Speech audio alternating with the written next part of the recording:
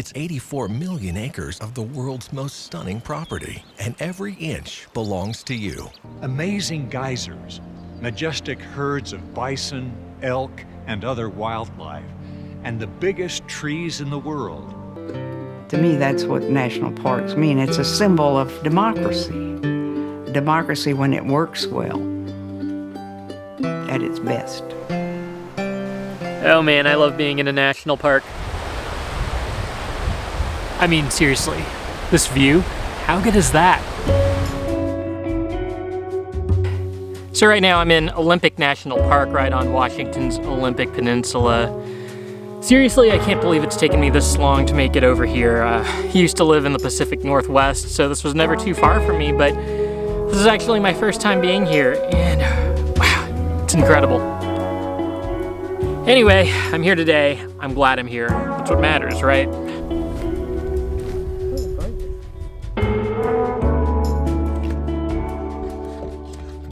40, I'll catch up.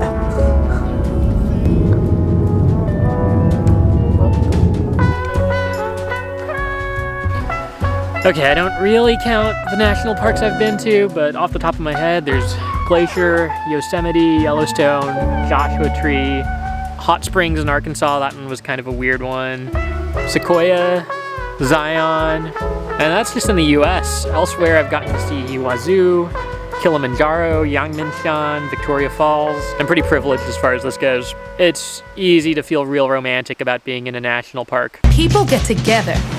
They help each other out. They make their own places to run and play and contemplate the universe. There's pride and gratitude and fun. I guess that's why they've been called America's best idea. What has been called America's best idea. The best idea America ever had. This was maybe America's best idea. America's best idea. America's best idea. Yeah, the idea that these spaces are sacred and for everyone, and not just for the few, and then we can live in the future generations. Okay, so don't be misled by the title of this video. I think national parks are wonderful. I love being in them, I love visiting them, and I'm not the only one. Over 100 different countries around the world have national park systems that are more or less similar to what the US developed. In Costa Rica and Nepal, about a quarter of all available land is designated as a national park. And in Zambia, it's about a third of the country. Australia seems to be especially fond of the national parks idea. They have 685 designated areas. So when people mostly talk about the genius of the national parks idea, typically it comes down to this. For the first time in human history, land was set aside not for kings or noblemen or the very rich, but for everybody and for all time. We invented it. Public lands. The divisions, the class divisions that we'd like to think we don't have, which we do have, disappear in the parks. Whether you're a millionaire or whether you're struggling just to get by, when you're in the park, it's yours. You're a co-owner of some of the most spectacular things on earth. So I don't often go around thinking of myself as, hey, I'm Philippe, co-owner of Yellowstone National Park, or a shareholder of the Channel Islands or anything like that. But in some ways, that's kind of true. I mean, with my tax dollars, I'm paying for the conservation, the protection, and the management of these places. And I do really care about passing them on in great condition for future generations to enjoy. National parks reflect us at our best. But before we get too excited about this idea, there's something we gotta know.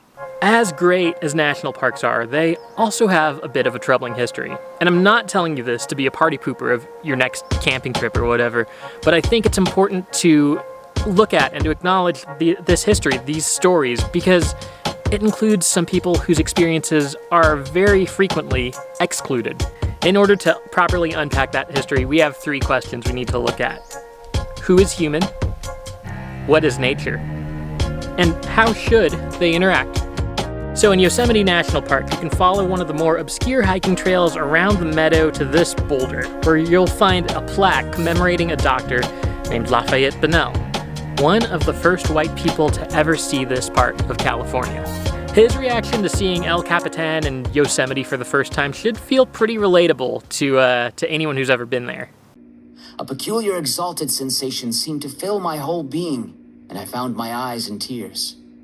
Now, sadly, he did not have that same sense of awe and wonder when it came to the people who were living in the Yosemite Valley, the Miwok tribe. Any attempt to govern or civilize them without the power to compel obedience will be looked upon by barbarians with derision.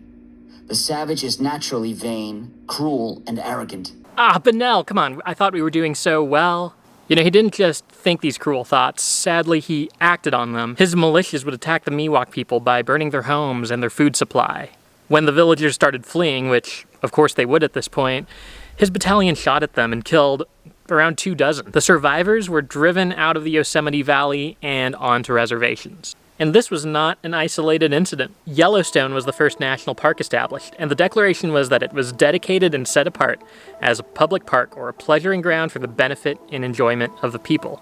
That meant that tribes who had hunted on these lands for generations and cultures that had formed around these landscapes were suddenly forced to leave.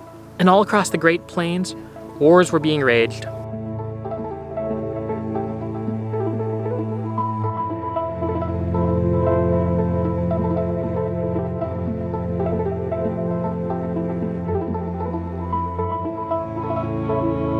Now, even in cases where natives weren't being expelled from their lands via methods as violent as these, they were still being often tricked out of their lands by methods that took advantage of their desperate circumstances. In 1910, Glacier National Park was established after a treaty between the US government and the Blackfeet tribes.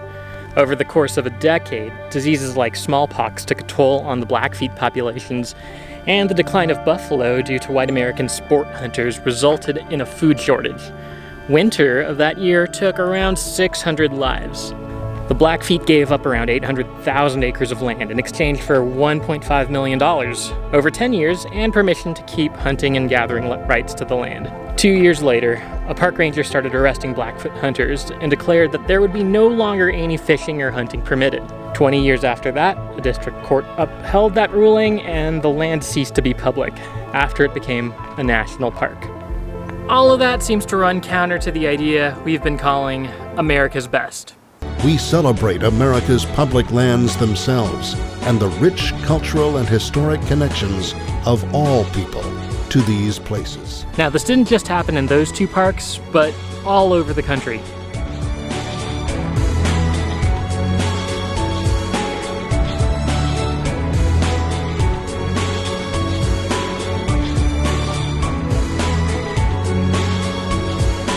Now, remember that whole concept that this land belongs to all of us?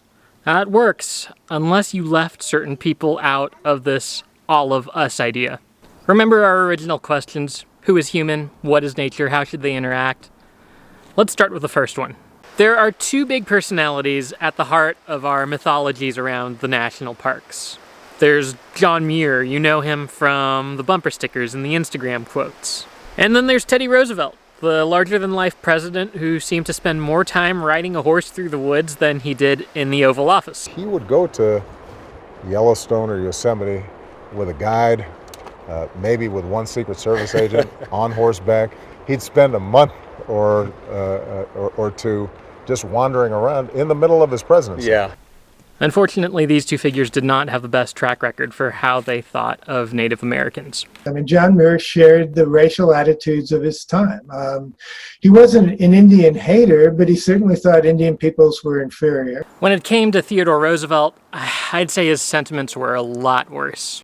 I don't go so far as to think that the only good Indians are the dead Indians, but I believe 9 out of every 10 are. And I shouldn't like to inquire too closely into the case of the 10th. So if we're asking ourselves today, who is human, hopefully our conclusions are leading us to different places than where Theodore Roosevelt and John Muir ended up. The most vicious cowboy has more moral principle than the average Indian. Now remember our other question? What is nature? Now traditionally, white American pioneers and European settlers would have landed on a very different set of answers than indigenous perspectives. From a white worldview, there's this separateness between humanity and nature, or wildness and civilization. Meanwhile, in a lot of other languages, there isn't even a word for nature because what even is that? Aren't we part of nature? Like, even if I'm in an apartment in a big city, weren't those things built with the Earth's resources? This worldview of separateness still really strongly influences the way we relate to the environment. And I'm speaking personally here. It's still so easy for me to see this trip and my time out here as an escape, a break from my norm. It's easy to forget how much my actions on a daily level influence the way our whole Earth looks. Us humans have a relationship with nature. We must understand that we are nature ourselves. See, our answers to those first two questions are going to have a profound impact on our answer to the third. See, because the founders of our national parks had this view of separateness between humans and nature, they went into these places and saw them like cathedrals. They were pristine and sacred and untouched. And in order to keep them this way, they had to kick the humans out. This really overlooked the fact that humans were a part of these ecosystems and really shaped the way that they looked. Fish populations and everything around their food chain in the Everglades was shaped by the fishing practices of the Seminole people. The Yosemite Valley looks the way it does because generations of Miwok cultivated acorns in that valley. When our understanding of humans and nature is based on separateness and keeping the two apart, it automatically assumes and then furthers an antagonistic relationship between the two of them, like they're just not capable of coexisting in a healthy way. This influences policy around land management. This often leads to the removal or the exclusion of people communities. This also leads to policy making that assumes we have to choose between the environment or the economy. Like these are always going to be mutually exclusive, competing interests. Well, I thought we could stick our teeth into this debate about whether economic growth is the enemy of the environment. A lot of people worry that transitioning to a clean energy economy will throw a lot of people out of work in conventional sectors. And while so much of this video looked back at 100 years worth of history, a lot of this still matters right now. Right now, we're seeing a lot of big companies incentivized to offset their carbon emissions by planting trees or protecting land. And all that is really exciting because these are some urgent needs. But I do worry sometimes that if we're not careful, if we don't learn from history, this could lead to indigenous populations and marginalized communities being tricked out of or forced off of their land. We need to do a lot of stuff within our park as well. And that's, everything from making sure staff looks like the American public, making sure that there's visibility in our publications. New Mexico Representative Deb Haaland was confirmed by the Senate as President Biden's Interior Secretary. She is the country's first Native American cabinet official. A recent issue of The Atlantic magazine was published with this cover: "Return the national parks to the tribes." Bold, plainly stated. I look at something like that and I often think that is so ambitious it seems unlikely. And yet, stuff like that sometimes does happen. Back in 1977, the Jimmy Carter administration gave the Panama Canal back to Panama. In 2020, the Supreme Court surprised a lot of people by ruling in favor of Oklahoma tribes, granting them sovereignty over large portions of the state. In Australia, one of the most popular tourist sites, Ayers Rock, was renamed with its indigenous name, Uluru, and placed under indigenous management.